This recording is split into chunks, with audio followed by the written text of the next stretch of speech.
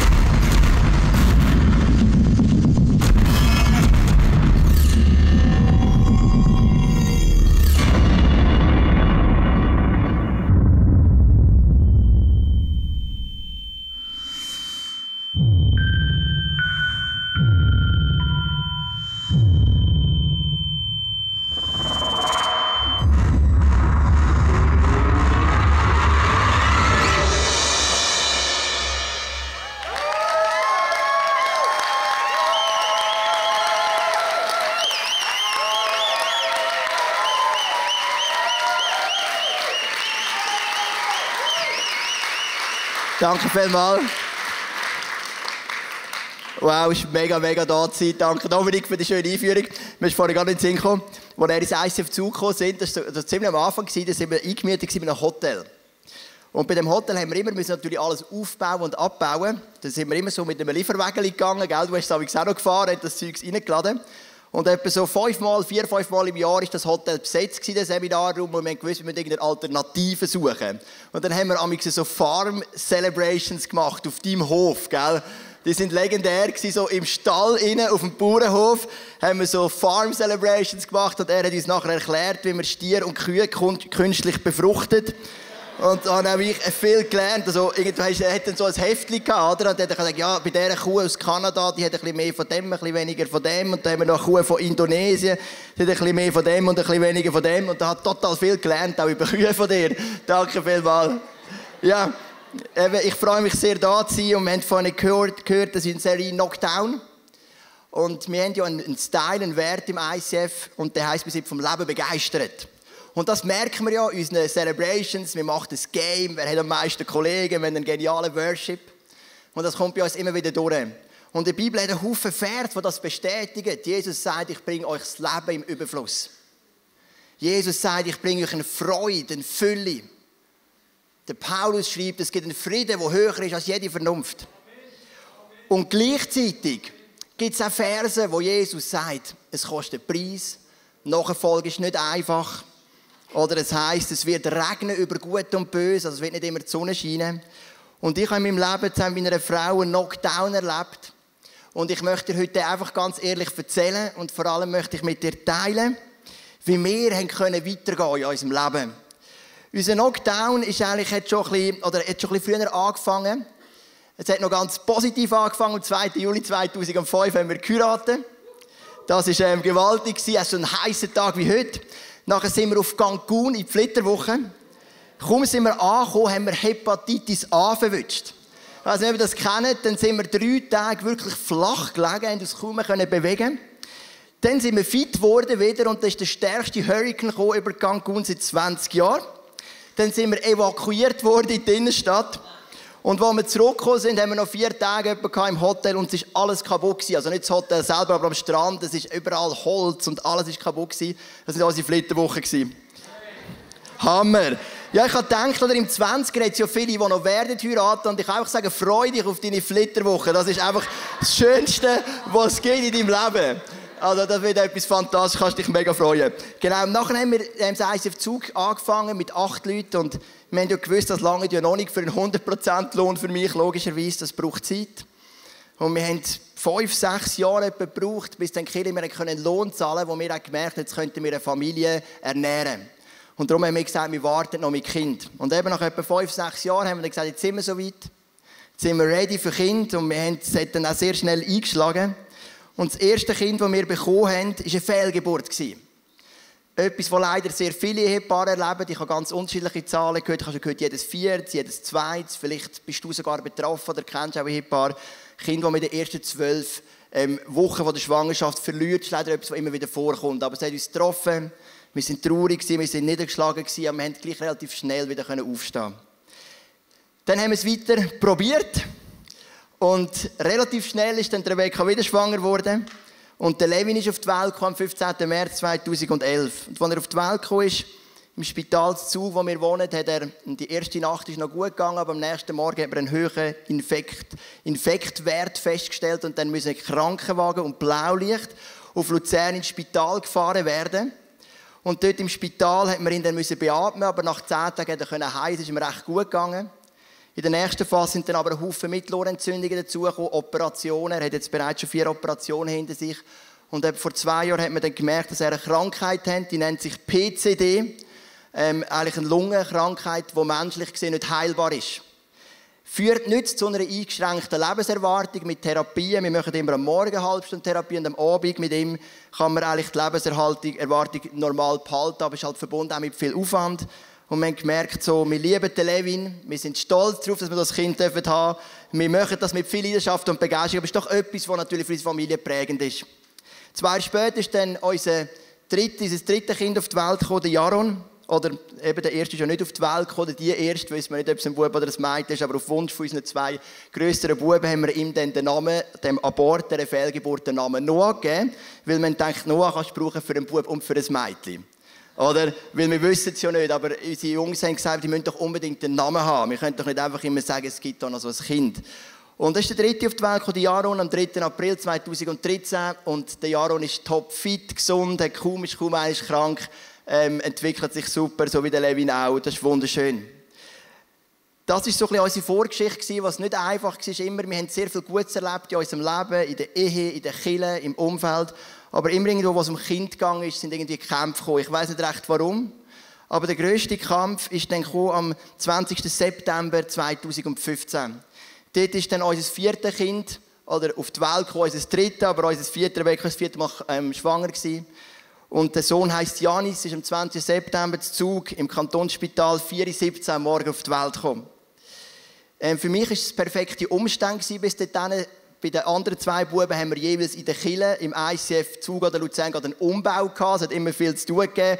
Und er ist so richtig in eine ruhige Phase hineingekommen. Und ich habe mich auf kein Kind so gefreut. Es hat einfach gestummt. Ich selber war sehr relaxed. Ich habe gewusst, ich habe das Gefühl, es kommt richtig gut. Nach der Geburt aber war er sehr blau gewesen.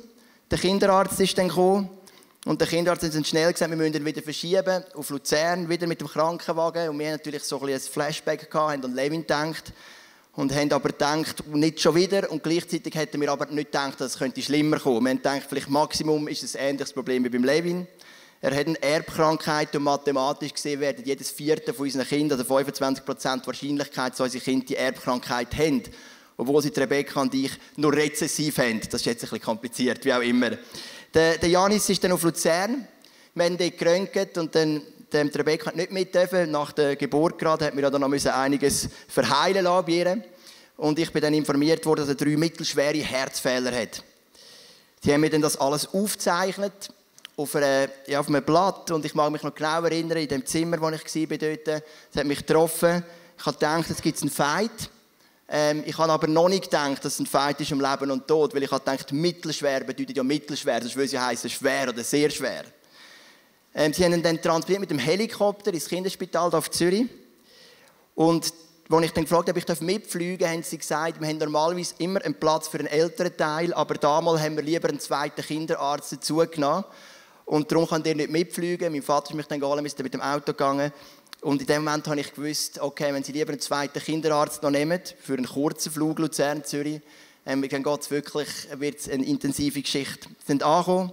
Sie sind informiert worden, dass eine Operation gemacht werden muss, bei ihm ganz, ganz dringend, die man normalerweise frühestens nach 10 Tagen durchführt. Aber weil er eben einen schlechten Sauerstoffgehalt hat, weil er nicht gut schnaufen konnte, weil er künstlich beatmet werden, haben wir gesagt, das müssen wir schnell machen. Dort hat man uns dann auch das erste Mal informiert, dass bei dieser Operation eine Todeswahrscheinlichkeit ist von 12%. Und dann haben wir natürlich das schon angefangen zu schnallen, es ist ein Kampf um Leben und Tod. Und wir haben natürlich Better organisiert, im ICF Luzern, im ICF Zug, das ist eine Gemeinde des ICF Zentralschweiz, aber auch weit um, das ICF Kambodscha, wo wir einen guten Kontakt haben, für uns betet und ganz viele Christen auf der ganzen Welt. Wir haben SMS, E-Mail, Facebook bekommen von Christen aus Philippinen und Australien und Brasilien und Kanada und den USA, wo irgendjemand von den Kirchen, dass irgendjemandem gesendet haben, wie die Kirchen anfangen zu beten. Das ist natürlich mega, mega viel Mut gegeben. Und dann ist eigentlich die nächsten 12 Tage immer das Gleiche gewesen. Wir hatten eine Operation gehabt. Die Ärzte sind gekommen und gesagt, die Operation ist gut gelaufen. Wir haben uns entspannt und 2 Stunden später ist eine Hiobsbotschaft gekommen, sie haben wieder etwas festgestellt. Und das ist dann so weitergegangen, bis dann am Samstag drauf. An dem Samstag hat er effektiv eine Operation gehabt von 20 Stunden, wo eigentlich 8 Stunden hätte gehen sollen. Also dann immer mit kurzer Pause. Wir haben gemerkt, ich muss wieder eingreifen. Und ja, wir sind natürlich verzweifelt. Ich bin viel hier in der Kirche beten. Vielleicht, wenn du von Zürich bist, dann kennst du vielleicht die reformierte Kirche in Hottingen. Eine mega schöne Kirche. Und ich habe mich oft dorthin zurückgezogen, habe gebetet, bin zur Ruhe gekommen. Die Rebecca ist Tag und Nacht fast beim Janis gewesen, hat nicht viel geschlafen. Und so haben wir versucht, Kraft zu bekommen in dieser Zeit und sind auch wirklich mega gut unterstützt worden von ganz, ganz vielen Freunden. Am Donnerstag, dann, 1. Oktober, hat uns das Ärzteteam versammelt und hat gesagt, sie sind mit der Spitzenmedizin am Ende. Es gibt aus medizinischer Sicht keine Überlebenschance mehr für Janis. Er war an einer ECMO, das ist eine Maschine, die die Herzfunktion ersetzt, Herz- und Lungenfunktion. Und wir haben dann gesagt, wir möchten aber nochmal probieren, die Maschine wegzufahren. Das fahrst du dann so ab, oder? Dass er zuerst 100% Herz extern, es funktioniert, oder es lädt nicht selber, und dann tut man auf 90 und sie muss 10, 80 und sie 20 und tut man das dann runterfahren. Wir haben es 2-mal versucht, vorher ist nicht gelungen. Und wir wussten, es kann nur noch passieren durch ein Wunder. Und wir haben doch nochmal gebetet. Die ganze Kirche hat gebetet, die ganze Welt hat gebetet, haben wir das Gefühl gehabt. Und wir haben dann aber schnell gemerkt, als er etwa auf 60% war, haben wir gemerkt, es gibt keine Chance. Und dann haben wir gesagt, es bringt nichts. Und Rebecca war natürlich recht am Anschlag und ich habe dann den Todeszeitpunkt festgelegt. Auf 19.30 Uhr, am Freitag, 2. Oktober, weil ich habe gefunden, wenn er stirbt und wir haben alles probiert, dann müssen wir jetzt nicht noch eine Nacht mit ihm verbringen, er leidet, er hat Schmerzen. Und schlussendlich ist er dann gestorben, 1958 am Freitag. Und das ist interessant, dass ich heute in 20 eingeladen worden bin. Das ist auch in Zürich, relativ nahe vom Kinderspital, nämlich genau heute vor 40 Wochen. Ganz genau. Das hat mich schon mal ganz, ganz interessant gedacht. Einfach die Zusammenhänge auch mit diesen 40 Wochen, die ja auch in der Bibel immer wieder vorkommt. Genau heute vor 40 Wochen ist das passiert. Er ist eingeschlafen zum Lied «Higher», und wir später auch werden singen von der vorletzten ICF Zürich CD. Die hat uns mega begleitet. Und in dem Moment, als er gestorben ist, war ein Frieden über diese Intensivstation. Das könnt ihr euch nicht vorstellen. Das kann man sich, glaube ich, nur vorstellen, wenn man das erlebt hat. Es war so ein Frieden, so eine Geborgenheit, so eine Ruhe. Irgendwie, auch wenn es krass klingt, eine Schönheit in dieser schwierigen Situation. Er ist dann gestorben. Wir haben natürlich dann müssen die ganze Beerdigung organisieren. Alles, was nachher kommt, mit diesen Leichentransport und Särg und Kreuz auf dem Grab und so weiter und so fort. Aber für mich hat sich natürlich noch ein zweiter Kampf in meinem Herz angefangen von Bilden. Oder ich bin ein Pastor und als Pastor, das Produkt sozusagen, das wir verkaufen, ist Freude, ist Glaube, ist Hoffnung. Wir haben ein paar Angestellte, die machen die ganze Organisation, da bin ich nicht so gut. Und ich habe gewusst, eigentlich, was ich mache den ganzen Tag, ist, ich rede mit Leuten, ich coache Leute, ich mache Seelsorge, ich predige, ich rede über Glaube und Hoffnung. Und ich habe gemerkt, die habe ich jetzt ja nicht mehr. Was will ich einem Menschen sagen, der sagt, meine Ehe ist am Zerbrechen? Was will ich sagen? Ich glaube, es gibt Hoffnung. Ich glaube, es gibt Zukunft, wenn ich das Gegenteil erlebt habe. Und ich habe dann eine Auszeit genommen von, zuerst haben wir gedacht 3 Monate, das dann verkürzt auf 2 Monate, habe mich auch krank schreiben lassen vom Arzt. Und ich einfach gemerkt habe, hey, ich muss wieder auf Gang kommen, wenn ich weiter arbeiten will als Pastor. Also sonst muss ich mir einen neuen Job suchen. Und es gibt einen Mann in der Bibel, der hat mich sehr bewegt in dieser Zeit. Das ist der König David. Es heisst mit König David, er ist ein Mann nach dem Herz von Gott. Und ich habe schon viele Predigten gehört, warum ist der König David der Mann nach dem Herz von Gott? Die einen haben gesagt, er hat den Worship wiederhergestellt, er hat die Bundeslade zurückgeholt auf Jerusalem. Er hat sicher vieles Wahres dabei. Aber als ich sein Leben angeschaut habe, habe ich gesehen, der Mann hat Verlust erlitten ohne Ende. Es gibt in der Bibel vermutlich ausser der Hiob keinen Mann oder keine Person, die so viel Verlust erlitten hat. Und wir haben einen kleinen Clip gemacht im ICF Zentralschweiz. Ich habe den heute mitgenommen, einfach, dass du einen Einblick bekommst, was so die grossen Verluste sind im Leben vom König David. Schauen wir noch miteinander den Clip.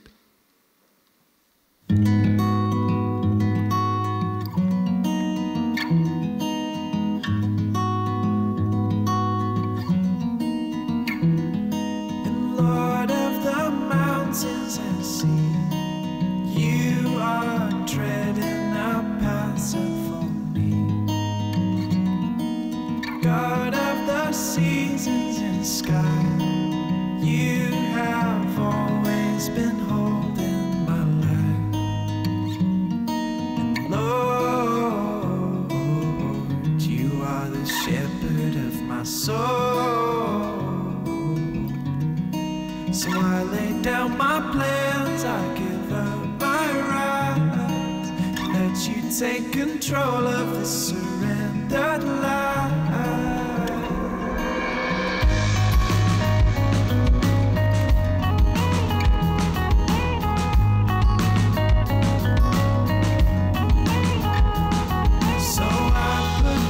Trust in the one who created the stars and the sun.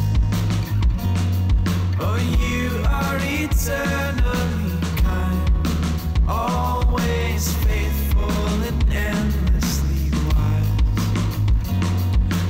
Lord, you are the shepherd of my soul. So I lay down my plans, I give up my rights, let you take control of this surrendered life. And Lord, you are the shepherd. Als ich den König David studiert habe, habe ich gemerkt, hey, die Bibel ist so ehrlich mit Verlust. Und ich meine, es gibt ja nicht nur den Verlust, wenn man das Kind verliert. Es gibt Verlust. Vielleicht zum Beispiel in einer Beziehung verliert, in einer Scheidung. Vielleicht gibt es einen Verlust. Du hast eine Lebensvision, hast etwas aufgebaut und irgendwie jetzt nicht geklappt. Vielleicht hast du einen Freund verloren, der sich von dir abgewendet hat, der zwar noch lebt, aber du merkst, du leidest gleich darunter unter dieser Distanz. Es gibt so viele Arten von Verlust in unserem Leben. Und was der König David ausmacht, der Mann nach dem Herz von Gott, ist, dass er die Verluste irgendwie handeln konnte. Er ist wieder aufgestanden und ist weitergegangen. Er war der zweite König vom Königreich Israel. Vor ihm war der Saul. Und der Saul hat einen Verlust gehabt. Gott hat ihm gesagt, aufgrund des Ungehorsams nehme ich dir dein Reich weg. Das klingt brutal, aber das ist noch kein Angriff auf seine Familie, auf seine Gesundheit. Er hätte können sagen, Gott, ich akzeptiere das, ich nehme mich zurück und ich unterstütze David als neuen König und er wäre ein gesegneter Mann gewesen. Aber der Saul hat den Verlust nicht handeln. Er ist eifersüchtig geworden, hat versucht, den David umzubringen, hat ihn 14 Jahre lang gejagt. Schlussendlich ist er zu einem Totenbeschwörer und dann hat seine Geschichte geendet, indem er sich das Leben genommen hat.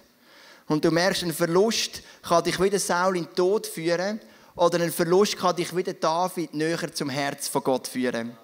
Und ich habe gemerkt, wenn du im Verlust bist, dann darfst du 2 Entscheidungen treffen. Es gibt 2 Fragen. Und die erste Frage ist, will ich Gott anklagen oder will ich ihm vertrauen?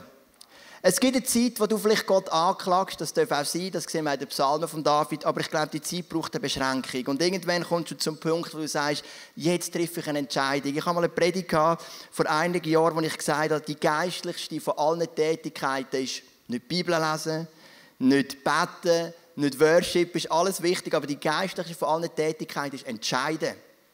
Die Bibel ist voll von Entscheidungen. Und du triffst eine Entscheidung. Ich will Gott nicht mehr anklagen, sondern ich will ihm vertrauen. Nach ein paar Wochen sind Rebecca und ich zu dem Punkt gekommen, wo wir die Entscheidung getroffen haben. Ich möchte mit dir einen Psalm anschauen, 3 Verse, von einem berühmten Psalm, Psalm 23. Bekannt sind aber die ersten 3 Verse. Ich schaue mit dir aber die Verse 4 bis 6 an, vom König David. Das ist eine lustige Geschichte, die mir hier gerade in den Sinn kommt. Ich mag mich erinnern, ich bin kurz nach dem 11. September in die USA eingereist. Oder 11. September sind die Flugzeuge ins World Trade Center rein. Und meine Kollegen haben mir gesagt, hey Joel, USA, die haben so strenge Bestimmungen, da kommst du im Fall nicht mehr rein, die nehmen dich auseinander. Oder? Dann bin ich gekommen zum Zöllner, so ein grosser, schwarzer, kräftiger Mann, so wie der aus Green Mile, oder? Wenn du weißt, vielleicht kennen. Dann schaut er mich so an und fragt mich, was mein Beruf ist, oder? Dann sage ich so auf Englisch, I'm a pastor. Und dann fragt er mich, was steht im Psalm 23? Und ich kann nicht viel Bibelstellen auf Englisch, aber ich habe gesagt, the Lord is your shepherd, oder so ein bisschen mit einer tiefen Stimme, you shall not fear. Und dann hat er gesagt, you're a good pastor, und hat mich reingelassen.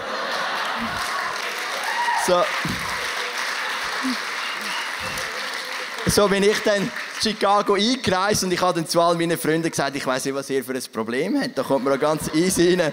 Genau, Psalm 23. Aber Psalm 23, man kennt oft die ersten Verse, er ist mein Hirte, mir nicht wangeln, er führt mich auf frische Auen, aber es gibt eben auch die Verse 4 bis 6. Und im Psalm 23, Vers 4 heisst es, der König David schreibt, selbst wenn ich durch ein finsteres Tal gehen muss, wo Todesschatten mich umgeben, der Mann weiss, von was er redet, das haben wir vorhin gesehen. Fürchte ich mich vor keinem Unglück, denn du, Herr, bist bei mir. Dein Stock und dein Hirtenstab geben mir Trost. Der David sagt, es gibt das Tal der Todesschatten. Er hat 3 Söhne verloren. Er hat seinen besten Freund verloren. Er kennt das Tal. Und er sagt, ich muss dort durch. Ich kann mich nicht als Nachfolger von Jesus drücken vor solchen Sachen. Die gibt es. Aber ich muss durch. Und wenn man es im hebräischen Urtext anschaut, ist das Wort Wandern drin. Er sagt, ich muss durchs Tal der Todesschatten durchwandern. Er sagt damit, ich will nicht tempeln. Ich muss nicht zu lang stehen bleiben, aber ich will auch nicht durchspringen. Ich will mit einem vernünftigen Tempo durchwandern, will mich der Trauer und diesen Schatten stellen. Und in dem Durchgehen erlebe ich, sagt er, du Gott, du bist bei mir. Und da kommt ein ganz spezieller Vers. Er sagt, dein Stock und dein Hirtenstab geben mir Trost. Und ich habe gedacht, als ich mich Seich gemacht habe als Kind und mein Vater mit dem Stock kam, hat mich das nicht unbedingt tröstet. Gut, ich muss sagen, mein Vater ist nie mit dem Stock, das ist ein bisschen übertrieben gekommen, aber wenn du das kennst, oder? Hast du so einen Vater, oder? Stellst du dir so ein bisschen vor und dann denkst du, also ein Stab gibt einem Trost.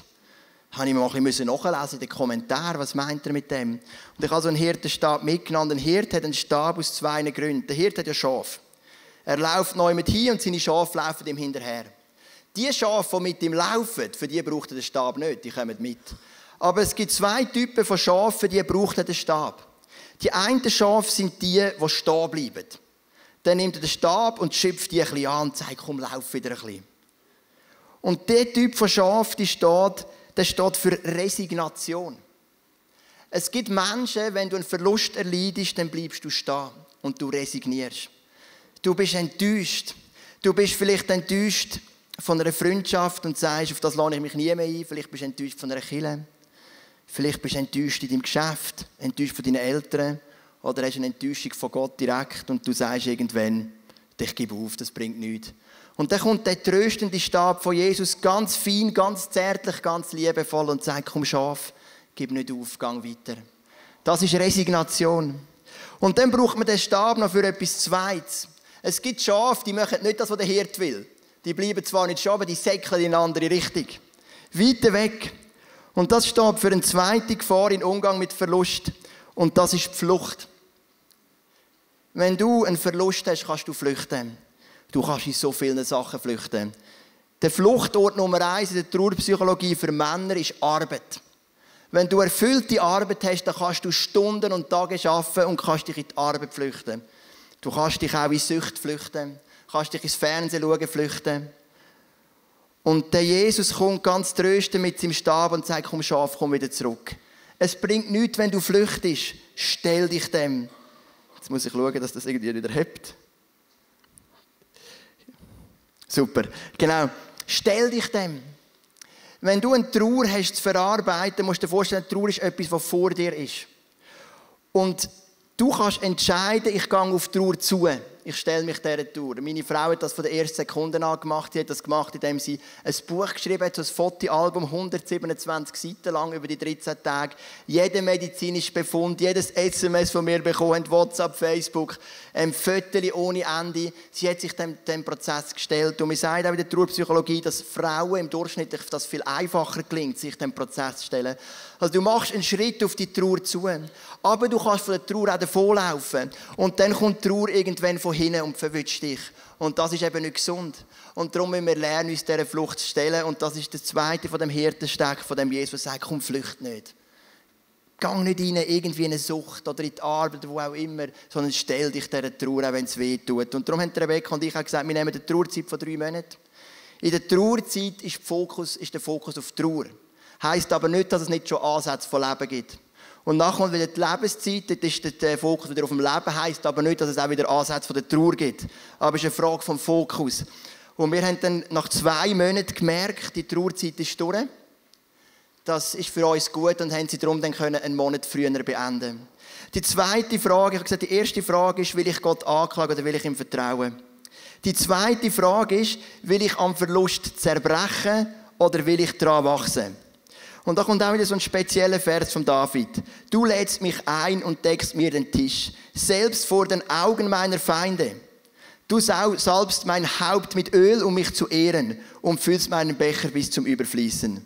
Ich habe immer gedacht, was bedeutet das? Du deckst mir den Tisch vor den Augen von meinen Feinden. Wenn wir es mal wörtlich vorstellen, ist der König David mit einem fetten Essen, das Fondue Chinoise oder gutes Fleisch von Dominik im Hof, oder?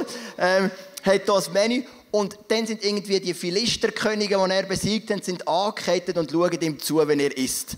Also das wäre die wörtliche Übersetzung. Du deckst mir den Tisch übervoll im Angesicht von meinen Feinden. Ich habe das nie begriffen. Aber das ist mir etwas bewusst, was sind denn unsere Feinde, wenn wir einen Verlust haben? Weil der David redet ja hier über das Tal von den Todesschatten. Feinde sind Verzweiflung, Resignation, Flucht, das, was wir gehört haben, Depression, das Gefühl, ich komme zu kurz, Gott hat mich nicht gern, Einsamkeit, all diese Sachen, das sind doch die Feinde. Und was der König David sagt, die Feinde werden mich nicht brechen. Mein Mahl, mein Essen wird weiterhin übervoll sein. Es wird eine Zeit geben, wo ich das Essen wieder geniessen kann.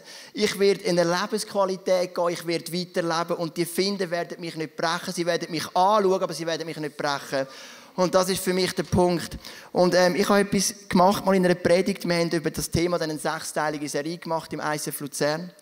Und ich habe gesagt, in der Bundeslade, das ist die Lade, die das Volk Israel immer mitgetragen hat, hat es 3 Gegenstände gehabt.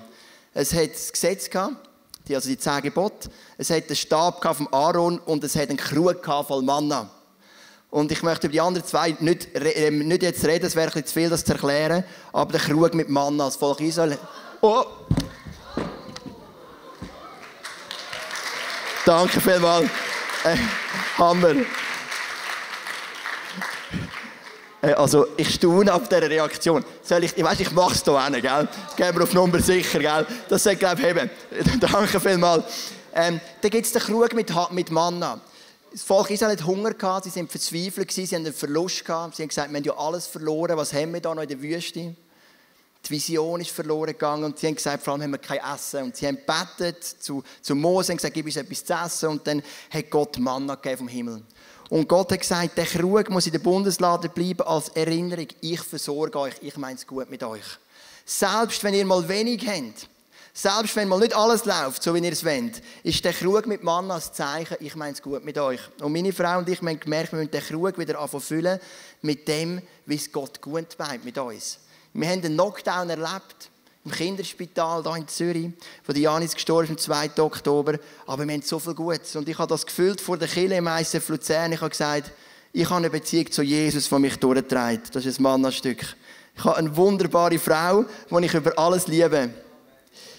Und so kann man das anfangen. Ich habe einen Bub, den Levin, genial. Ich habe den Jaron. Ich habe mega, mega coole Eltern, eine Mami und einen Papi. Ich habe 4 Brüder, effektiv.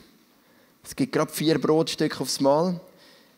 Der eine hat noch eine geniale Frau und die haben noch zusammen einen genialen Bub. Dann habe ich eine Schwester, die hat 3 Kinder und einen genialen Mann. Und dann habe ich Schwiegereltern, die habe ich auch mega, mega gern. Ich habe eine Schwägerin, ja wirklich, das ist voll kein Witz. Ich habe eine Schwägerin, die hat einen genialen Freund. Und die 2 habe ich auch gern und ich habe einen Schwager. Ich habe eine Kirche, die ich mega liebe und die mich mega durchgetragen hat in dieser Situation. Ich habe eine Small Group, die ich über alles liebe. Ich lebe in einer Nachbarschaft, die ich liebe. Und ich lebe in einem Land, das ich liebe. Und du hast gesehen,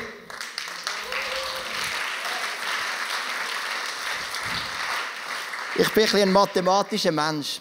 Und rein mathematisch ist es nicht sauber, Gott anzuklagen, wenn das die eine Seite ist von der Waage und der Tod von Janis auf der anderen Seite.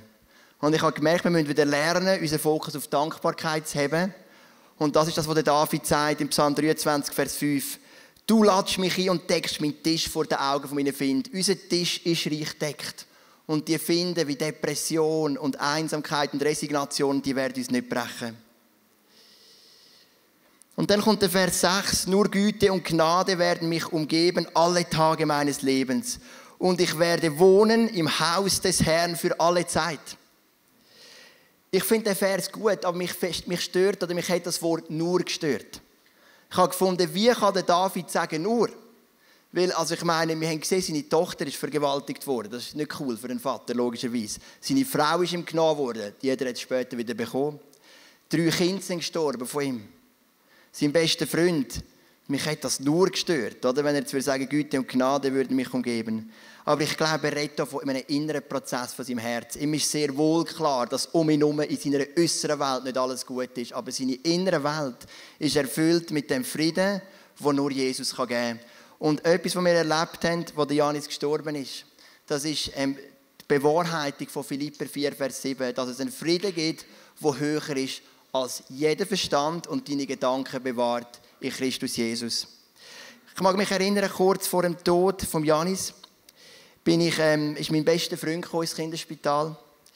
Und wir sind zusammen spazieren. Wir sind wie die Irren durch Zürich durchgeirrt. Überall irgendwie hin und her. Gar nicht mehr recht gewusst, was oben und unten ist. Und ich habe ihm gesagt, ich weiss nicht, ob ich je wieder einmal zurückkomme als Pastor. Ich glaube, wenn der Janis stirbt, unsere Familie wird nicht daran zerbrechen. Es wird ein harter Prozess.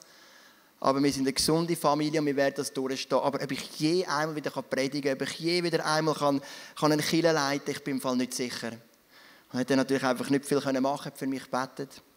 Und ich habe dich heute ein bisschen mitgenommen, die Gedanken über die 2 Entscheidungen. Und ich kann das alles zusammenfassen, einfach anhand von 2 Bildern. Das erste Bild ist das Grab von Janis. Wir haben das Foto dabei. Wir geben uns mega Mühe, das Grab wirklich schön zu gestalten. Der Rebecca macht es mit den Buben. Es soll Leben zeigen, es soll Hoffnung zeigen, auch den Leuten, die kommen. Es hat eine Königskrone drauf, was zeigt, dass Janis ein Königskind ist. Und das Grab wird immer eine Bedeutung haben für unser Leben. Das ist klar, das ist ein Schmerz, der bleibt. Und es wird eine Bedeutung haben. Wir waren auch heute Nachmittag an diesem Grab. Aber ich habe etwas erlebt, es gibt eben noch ein zweites Grab, das eine Bedeutung hat für unser Leben. Und das zweite Grab sehen wir da. Und das ist das leere Grab von Jesus, das von den Toten auferstanden ist. Und die Frage ist für mein Leben, welches Grab hat mehr, oder welches hat mehr Kraft für mich? Bedeutung haben beide, ist ja richtig, aber welches hat für meinen Glauben mehr Kraft? Dort, wo mein Sohn begraben ist, oder dort, wo Jesus auferstanden ist? Und hey, ich möchte dich ermutigen heute Abend, wenn du so einen Knockdown erfahren hast, oder auch Leute kennst, die einen Knockdown erfahren haben.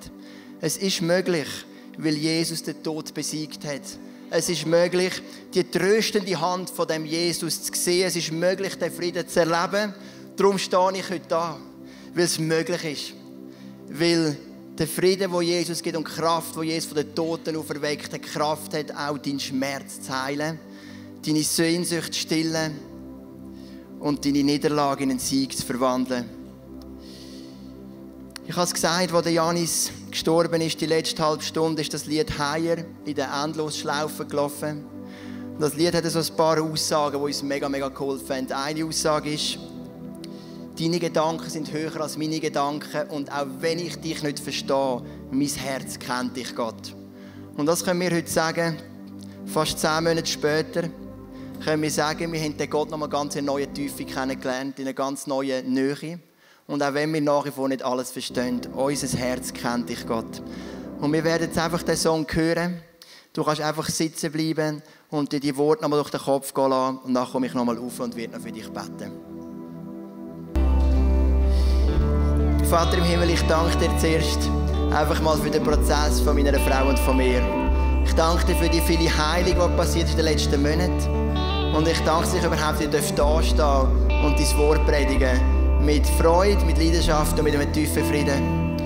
Und Vater im Himmel, ich habe es erlebt, wie du Schmerzen heilen kannst. Und da innen sind so viele junge Männer und Frauen. Und wir alle wissen, das Leben kann manchmal auch schwer sein. Es gibt schwierige Momente, es gibt unverständliche Schmerzen, es gibt Knockdowns, so wie die Serie heisst. Und ich bitte dich, dass wir lernen dürfen, 2 Entscheidungen zu treffen. Wir werden Gott vertrauen und ihn nicht anklagen. Und wir werden am Verlust wachsen und nicht zerbrechen. Und ich bitte dich, dass die Entscheidungen gefällt werden heute Abend in den Herzen von diesen sympathischen Leuten, die da sind heute im 20er, dass wir wachsen dürfen, auch wenn es durch die dunklen Täler geht, weil etwas wissen, wie es der König David gesagt hat. Du bist bei uns. Amen. Wenn Gott in unser Leben hineinredet, so wie er es vielleicht jetzt gerade bei dir gemacht hat, dann ist das etwas unglaublich Kostbares. Darum heb das wirklich und nimm das mit in deinen Alltag. Wir feiern jeden Freitag zusammen eine Celebration im Herzen von Zürich und wir würden uns freuen, wenn wir dich dort willkommen heißen. Mehr Infos dazu findest du auf unserer Webseite 20er.ch oder auf Facebook. Wir haben auch andere geniale Events unter der Woche oder geniale Camps, die gerade vielleicht etwas sein für dich. Wenn du etwas erlebt hast mit Gott, dann schreib doch das uns auch. Das würde uns mega ermutigen und wir würden uns freuen, mit dir zu connecten. Bis bald. Tschüss. Ciao. Ciao.